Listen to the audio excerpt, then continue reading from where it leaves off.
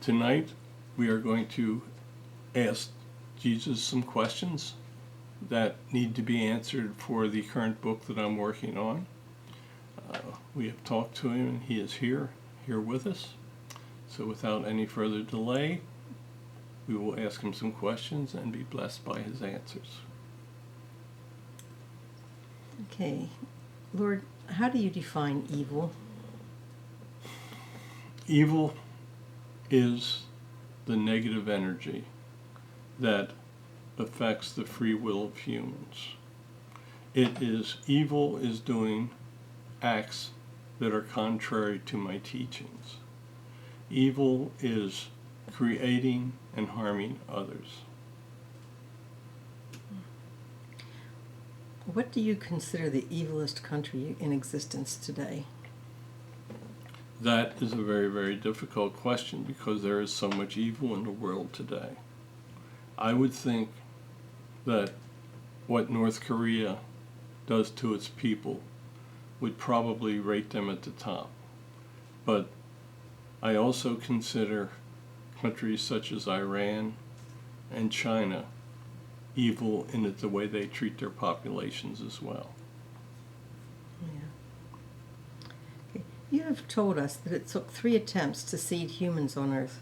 Will you describe the first 2 attempts?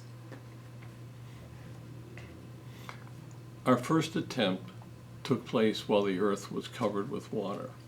We felt that we could create a humanoid that could develop and exit from the water as the water receded and the mountains raised. Unfortunately, we found out that type of evolution could not happen, that the water creatures were just simply not capable of developing to the extent that we needed for humans. The second attempt came about 500,000 years ago. We attempted to put a form of monkey or ape on Earth and hoped that they would be able to evolve and develop into intelligent humans. We realized that that was not going to be successful, so we then created humans in the form that you are today, and hopefully you will be able to evolve to the point that you will be able to survive. What role did extraterrestrials play in human development?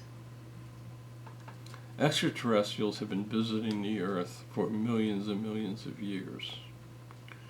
I had people serving me come to Earth and decide whether they felt humans could be created and to evolve. For many years, there were creatures on Earth that were so dangerous that we felt it was not a time to try to start creating humans. Okay. What is your opinion of the current state of man? There is much evil in your earth, on your earth today. Evil is growing as your technologies have been growing. Today, humans have the abilities to have weapons of mass destruction that are capable of causing humans to become extinct. I feel it is a very important time to spread my messages of love and hope so that people will listen, understand, and realize that even though they become more technologically adept, their future only lies in listening to my teachings and having a love for me. Will you get involved to help rid the evil from our government? I do have my messengers attempt to influence those in your government that are trying to do the best for the people. I do not think that I should get involved personally in attempting to influence the evolution of your government. That is a product of free will and how you vote for your representatives. If humans become incapable of determining who are the best representatives for your country, well, that is a part of evolution, and bad decisions will definitely cause delays in your positive evolution. What role will extraterrestrials play in the future of humans? We will soon have disclosure, and you humans will understand that the extraterrestrials are also my creation. There are many out there that totally follow my orders and listen to my teachings of love. You will find out that they will not harm you in any way, but try to give you new technologies and cures that can lead you to advance your evolution. If you decide to fear the extraterrestrials and not heed the help that they are offering, your evolution will truly be slowed down. Is the future of humans preordained, or can it be changed? No, I have intentionally not preordained the future of humans. I can see the future and see different possibilities taking place based on decisions that you humans make. But there is nothing preordained about your future. It will be determined by your own free will. Was what is now the town of Bethlehem your place of birth? I was born very close to the town of Bethlehem. I was not within what is now the city limits of the town, but I was I was born very close to the town. Okay. There are those that inflict pain on themselves to emulate your suffering. What would you tell those individuals? I would tell them that it brings them no closer to me. It is useless to inflict pain upon yourself and to try to emulate the suffering that I went through on the cross and before, during my passion. What you must do is live your lives according to my teachings. That is all that is required. Beyond Jerusalem, is there any other location that you consider of important religious significance? The Vatican is very important in religious significance because of all the incredible relics that have been stored in their safe rooms. Many people have no idea what is just the wealth of great religious objects that is stored in the Vatican. I consider that a very religious place as well. Yeah.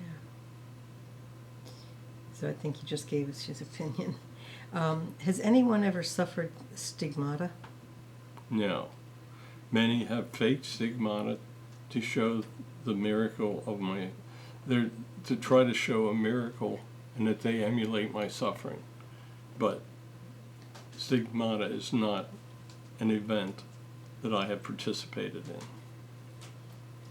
Was there a miracle at Fatima? Yes, there was. My mother was there with the children, and she did appear to them, and I did make the sun do what you refer to as a wobble and movement. But yes, the miracle of Fatima was real. Okay. Will you describe any other modern miracles that have taken place? It was a modern miracle that you did not destroy yourself when you were testing hydrogen bombs. We had to get involved to stop it because you almost set off chain reactions that destroyed everyone on Earth. What is your opinion of Mecca and the Hajis? Mecca is the center of the Muslim faith. There are many Muslims that live good lives and prosper in the realms of my heaven. There are also many Muslims that create terror and death upon others. They will see punishments just the same as any other person that creates great sin. The Muslim faith has many gentle people in it, and I love Muslims as I love others, as long as they, no, I love them at all times, but they are punished if they do not follow my teachings. What is your opinion of Varanasi, the spiritual capital of India? While the Hindus do not worship me per se, they live very, very good lives in general. Many of their beliefs are very close to my teachings, such as the theory of reincarnation. I think that that is a very, very holy site in India, and I respect it as such. Okay, before you walked the earth, were the Israelites the only people that prayed to you? Basically, they were. I tried to send my people back to convince the Israelites that worship of the one God was the only way to join me in heaven. There were times that they wandered and reverted to their pagan gods, and they fell into hard times when they no longer had my blessing. But yes, the Israelites were basically the first to worship me as the one God. And what did you think when you heard the prayers to all the pagan gods of Rome?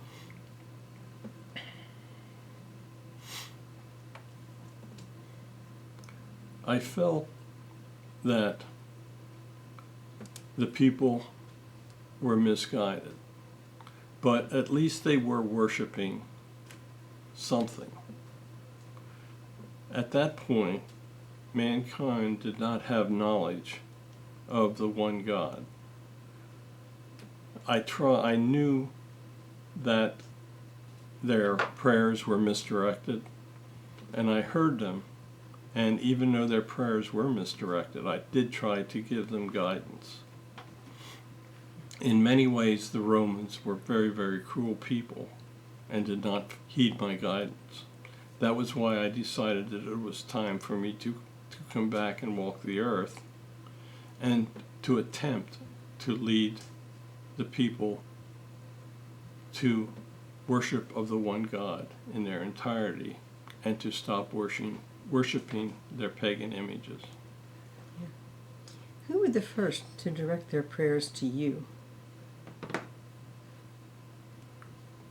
Well, the Israelites were first, but when I walked the earth, I was fairly successful in converting people to praying to the one God.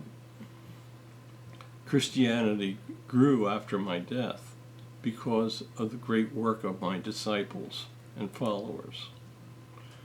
As more and more people prayed to me, it became apparent that it was possible to convert masses to the belief in the one God.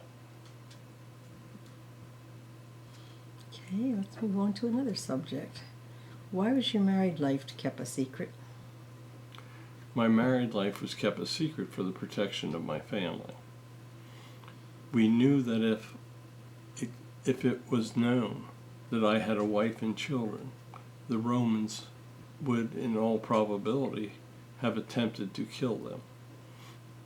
It was a very, very well kept secret. The only disciple I ever told of my marriage was Peter, and he kept it a secret. It was kept so secret that there were never any writings included in the Bible about the subject of my personal life. How old were you when you got married? I was approximately 21 of your years. Okay. Will you describe Toba for us? Toba is the most magnificent soul. She has accompanied me on numerous other lifetimes, and she came back to be my wife on earth. She has a beautiful love. She was an incredible mother, and she was very, very kind to my parents. During my 7 wonderful years of being married to her, I could imagine nobody else. She was the love of my life, and she is with me here in heaven, and she helps to bless and watch over the two of you as well. Thank you. Okay. Where did you live when you were married? When we were married, we lived in a small town in the outskirts of Judea. When we became closer to the time that I knew I would that our ministries would begin, we moved closer to where John was living. I knew that he would play an instrumental role in the beginning of my ministries.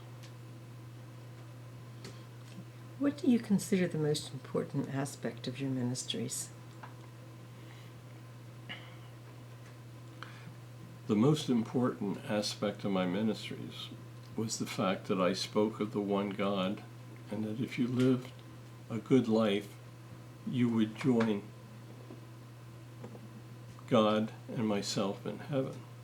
Keep in mind that I told the people that I was the Son of God, because I knew there was no way they would ever comprehend the fact that I was God incarnate. So I told them that they would join me and my Father in heaven.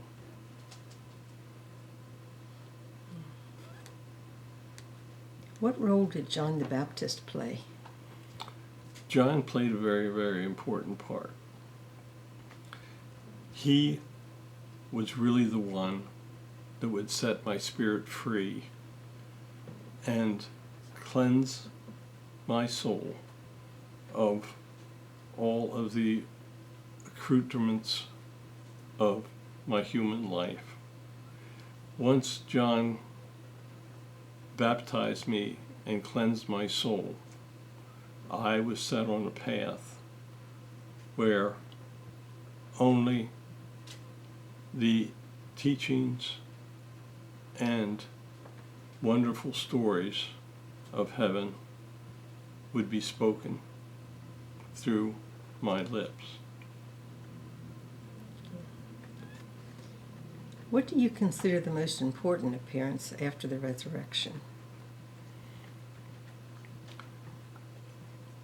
Well, I appeared first to my wife Toba, and I considered that very, very important. And I told her that there would soon be a time that she would be joining me again. All of my other visits were very important. When I saw Paul, I explained to him the miracle of forgiveness. When I spoke to I spoke to my disciples multiple times to convince them that I would always be with them in spirit, although I would not be with them physically. I think the meeting with my disciples had more effect on Christianity than any of the other events that took place after my resurrection. Since your death, what is the worst thing man has done to your teachings? The worst thing that man has done to my teachings is to introduce fear. When I walked the earth, I spoke of love and not of fear. Man introduced the concept of hell to create fear in man that if they did not follow the commands that were told to them by the organized religions, that they would burn in hell forever. This was not what I preached. I only preached of love. I preached of showing love towards one another, and if you showed love towards others, others would show love to you. Fear, the introduction of fear, I think was the worst distortion of my teachings. What would you tell members of a church that preaches that only their members will go to heaven? I would tell them that they are committing a sin by misleading the members of their congregation. It is not the religion that guarantees your entrance to heaven. It is you on an individual basis and how you live your lives. There is no religion that can guarantee you access to the realms of my heaven. That is entirely an individual decision that you make in your lives. Do not ever believe that the only route to the realms of my heaven is through a single religion or church. Okay. Is there anything you regret or would change from when you walked the earth? No, my life was laid out very neatly.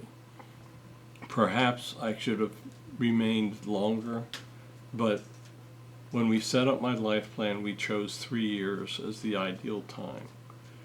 We did not want to be there for too long and have the people grow weary of my messages. We also knew that the longer I stayed there, the more resentment I would raise on the part of the Romans, and that their reaction against those who would become my followers would become more brutal. So we felt that around 3 years was like the ideal time. Yeah. What would you say to those that believe you will return in the end of days? I would tell them that Revelations does not speak my words. It is possible that I may return at some time in another physical form. The form of Jesus will never return to earth. Do not believe that I will create the end of days for humans. It is quite possible that humans will create their own end of days, but I will not be a part to it. What did you think when none of the male apostles were present at your death? At first,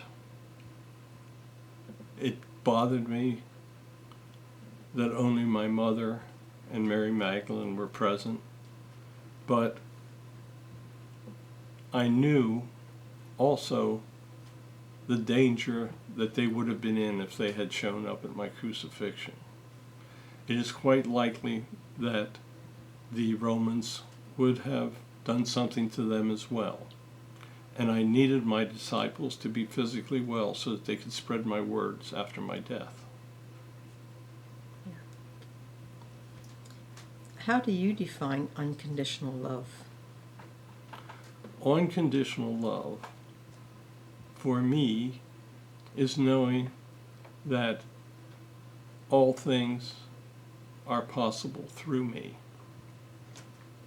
Know that if you truly love me in your heart, all things will happen to bring you closer to me and to help you gain access to the realms of my heaven. Unconditional love means that you have absolutely no doubts, that you believe in me, and that you know that I am your Savior and will lead you on the path to a divine heavenly experience. How is it possible to obtain unconditional love? That is very difficult for me to say. Unconditional love is faith. It is faith that I exist. It is faith that I am all powerful. And it is faith that if you follow my teachings, you will join me in heaven. It is many people never can obtain all-powerful love for me because of their self-doubts. It may be caused by a depression, or it may simply be caused by a lack of belief. After all, for you to believe in me with unconditional love, you must have total faith. And very, very few individuals are capable in having total faith in something they have never seen or never totally experienced. I hope that people, by listening to my words that are spoken by you, will be able to have such unconditional love for me. What should we tell the people who reject our messages of love? Many of the people that reject your messages are evangelical Christians who believe that every word of the Gospels is correct. There is little you can do speaking the message to these individuals. Hopefully, they will live good lives, and by living such good lives, will prosper in the realms of my heaven. However, there are many that profess to believe the words of the Gospels and then go out and do not lead good lives. They will be judged much more harshly. I would hope that many individuals open their hearts to the words that you are speaking. I have gone to great lengths to bring my people back to assist you in this mission, and I will do many things to assure that you do not fail. When people are judged harshly, are they demoted to a lower realm? Yes, they can be demoted to a lower realm, or they can be sent entirely to the lower level if their deeds have harmed many others. Are there any other different things that can happen when a person is judged harshly? Oh, there are many things that can cause you to be judged harshly. The taking of an innocent life will reap very harsh judgment when you arrive in heaven. If you speak false words of me, you will be judged harshly. If you influence other people not to believe in me, you will be judged harshly. Anything that you do that creates harm to others will make your sin more and more unforgivable. Just know that it is very easy for you to love others and to follow my commands. It is actually more difficult for you to hurt others. How hard is it to advance from one realm to the other? To advance from one realm to another is actually quite difficult. It takes many, many lifetimes of experience and learning, and many times of serving me during your incarnate lives.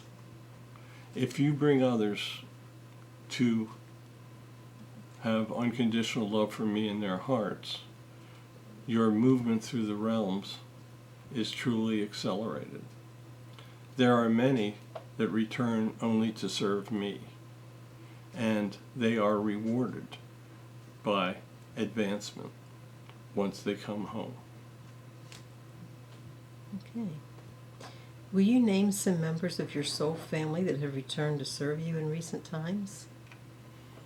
Yes, I do not mind naming some of them. Billy Graham was a member of my soul family. Mother Teresa, Mahatma Gandhi, and there are many, many more people that have returned to serve me. Many have not been nearly as successful as those that I mentioned, but you can rest assured that there are many souls eager to come back to attempt to spread my words so that they may advance in heaven. Do members of your soul family ever return when they are not on a mission to serve you? Yes, there are many of my members of my soul family return to lead different lifetimes when they are not specific on a mission of my service. It may be that at that time they're not required and that they feel they would like to live an experience. For instance, Barry returned as a Civil War soldier and fought in the Confederate Army. He was not sent back in my service, but it was an experience that he wanted to learn. He was also sent back as a Native American because, once again, he had never lived that type of life before, and he felt it was necessary for his advancement. However, when the time came that I needed him for service, he was available, and as you can see, he has returned and is doing his best to spread my words. Okay. When members of your soul family return, do you keep close contact with them? Yes. When members of my soul family return, they are not alone. I have my other members watch closely over them. For instance, when we sent you back, we had Augustine keep a close watch over you. And when the time was right in your life plan that you needed to learn of your mission, he played an instrumental role in giving you information towards that mission. But yes, when members of my soul family are returned, they have much support from my side. Are there any other planets that require the presence of members of your soul family? Absolutely. Members of my soul family are continuously being sent back to other intelligent planets in my galaxy in order to reinforce my teachings. There may be times that individuals on those planets stray from my teachings, and I feel that it is time that we send people back to reinforce their faith. Okay. Could you describe some of those planets? There are many, many planets in my galaxy where we have human life. On some planets, life has existed for millions and millions of years, and they have advanced to huge jumps in technology way beyond the comprehension of humans. There are planets, such as Earth, where civilizations are not nearly as old or as advanced. As you know, humans have only walked your Earth for around 250,000 years, and they have much to learn. I'm trying my best to have individuals from my other planets help you with your learning process. Will you give us some examples of souls that were members of your soul family that were demoted to the lowest level? Probably the worst example I can give you is that of Hitler. Hitler was a very, very advanced and trusted soul, We knew he had great abilities. Unfortunately, his ego got in front of his mission, and he in turn became one of the most evil souls that have ever walked the earth. Upon his return, he was immediately sent from the upper level to the lowest of the low levels, where he will remain for millennia. He has so much to make up for what he's done. But he is probably the worst example of a trusted soul that we sent back that went bad. What speaking event in your ministries do you consider the most important? I think in my ministries, what you refer to as the Sermon on the Mount would qualify as a very, very important time. I gave my disciples a lot of guidance in those talks that we held on the Mount. I know that you refer to my directions as Beatitudes, and some of what is written as the Beatitudes is correct, but I think that was probably the most important time. Another very, very important time was on that final night on the Mount of Olives, when I instructed everybody that I would be leaving them and that I needed for them to carry on my mission and my words. What religion do you consider the farthest from your teachings? There are actually many religions that have migrated far from my teachings. I think one of those would be what you refer to as Scientology. Another one that has migrated from my teachings, but has still done a fair amount of good in the world, is the Church of Latter-day Saints. Any church such as Jehovah's Witness that says that only their members will go to heaven is a religion far from my teachings. What is your opinion of socialism? Socialism could be the downfall of your country. It has been tried in multiple countries, and it has resulted in the deaths of millions and the impoverishment of millions of other people as well. Today you are witnessing a horrible example of socialism in Venezuela. At all costs, you must avoid socialism. It will destroy your country. What is your opinion of suicide? Suicide is never a part of a life plan. When you commit suicide, you cut short a life plan. It might be that the suffering that you find so intolerable was actually part of the plan and a lesson that you needed to learn when you came in.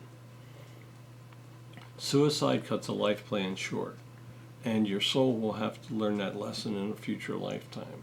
So in essence, what you do when you take your own life is you have destroyed an entire life plan and wasted it.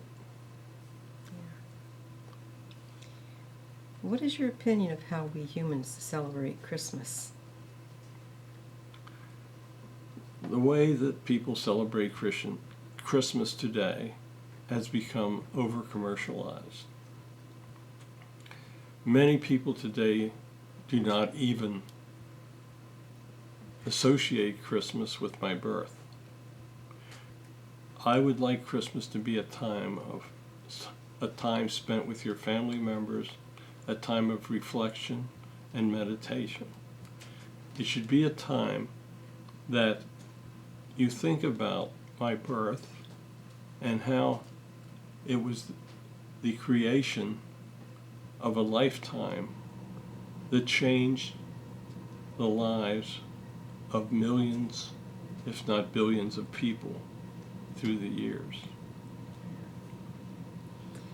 What is your opinion of the principles of the founding fathers of the United States?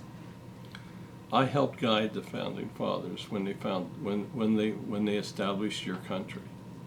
The principles of the United States need to be followed today.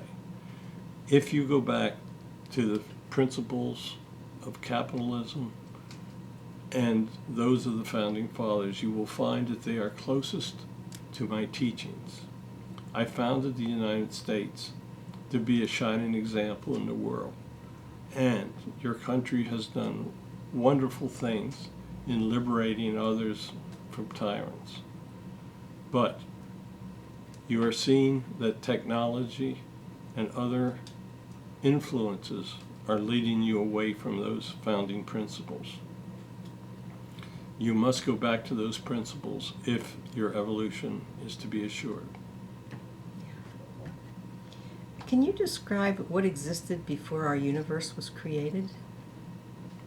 Before your universe was created, there was another universe that was similar in many respects.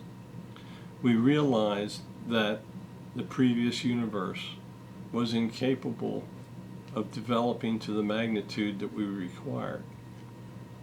So all the gods of that previous universe got together, and through their energies we created what you now see as your current universe. What many people fail to comprehend is that the universal energy of the gods have been around for billions and billions of years, many years before your universe was even created. It was in that universe that they advanced to reach the state of abilities and to be godlike, so that they had the immense power to create the universe that you live in today. Did all of the current soul energies exist in that previous universe? That is correct. We brought those soul energies with us when we created this new universe. What happened to all that life that existed in the old universe? It was transformed. It was reverted. All of the life that existed was reverted back to soul energies. And we brought those soul energies forward and put them in a position that they could better prosper. Evangelicals that believe every word of the Gospels are true and are not accepting our words. What can we do to gain acceptance? Unfortunately, I feel that there will be very little you can do with them. Hopefully, evangelicals are living good lives and showing love towards others. Where you can make an impact is with those that have doubts and have a problem believing all of the information that is included in the Gospels. There are many that doubt the existence of truth in the written Bible. It is those individuals that I hope will come to read the information that I have provided and will help instill a love of God in the hearts of many. Who do you consider the worst of the false prophets? The worst of the false prophets are the atheists that speak out and are trying to diminish Christianity. There are those individuals that speak to others and lead others down a path of non-believing in me. Those false prophets will be judged very, very harshly when they arrive back. Okay, how harshly are the false prophets judged? That will depend upon how many people they have influenced. It will depend on how much harm they have done. If they have misled many people and caused them to lead lives that do not follow my teachings, they could be judged as harshly as being sent to the lower level. It all depends on on the negativity that they accomplish in their lives. What should we tell the skeptics that do not believe our relationship with you? There will be many, many skeptics that do not believe that you truly speak my words. There have been many before you that have claimed they speak my words, and they did not. Unfortunately, that skepticism will carry forth into your work. I will try to make things easier for you in the future. I have given you the gift of healing. In the future, you will be using that much more, and many more people will understand that you do actually have the abilities to direct my healing power towards others. In the future, there will be many that will just absolutely refuse to accept the fact that you speak my words. Those individuals will have to pay the consequences at a later time. I want all that listen to you to know that the words that you've heard tonight are truly mine. There's no way that Barry could make up what is taking place. I have created miracles to others. I have created miracles to him, and others among you have felt my energies through listening to his words. Know that I am here, and know that the words that are being spoken are mine. These messages are very, very important to bring people to the unconditional love that I require. Is there anything more that Barry can do to become more effective in convincing people that he speaks your words? I will give Barry the ability to convince others. There is very little that he can do without my powers. It will take place in the near future.